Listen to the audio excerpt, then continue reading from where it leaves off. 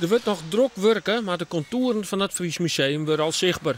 Het gebouw met 3 verdiepings krijgt zo'n 20 expositieruimtes. Ja, we zijn nu in de grote zaal op de bovenste verdieping van het museum. Je kunt het nu niet echt goed zien, maar dat is een daglichtzaal. Dat is fantastisch. Je hebt mooi licht van boven. En in het museum hebben we eigenlijk 3 van dit soort zalen boven elkaar. Met daaromheen steeds kleinere zalen. Dus het is fantastisch. Kunnen we fantastische tentoonstelling mee maken. Het museum kost het 34 miljoen euro en wordt in september takom hier officieel openen.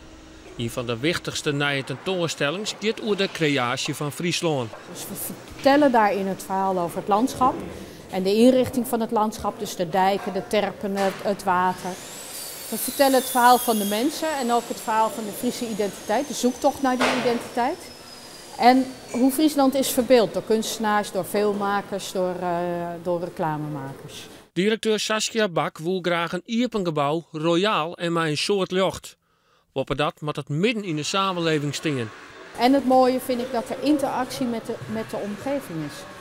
Het museum wat zo naar binnen gekeerd is, dat is niet goed. Het museum is een onderdeel van de maatschappij, dus dat is naar buiten gekeerd. Dat richt zich ook op die omgeving. En met dit gebouw, wat aan de voorkant helemaal open is, stralen we dat ook uit.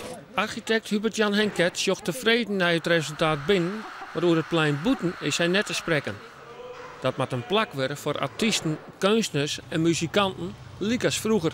Hier traden dwergen op, hier traden vrouwen met baarden op, hier traden goochelaars op. Dat was de bedoeling van deze plek. Nou, dat hadden we willen houden.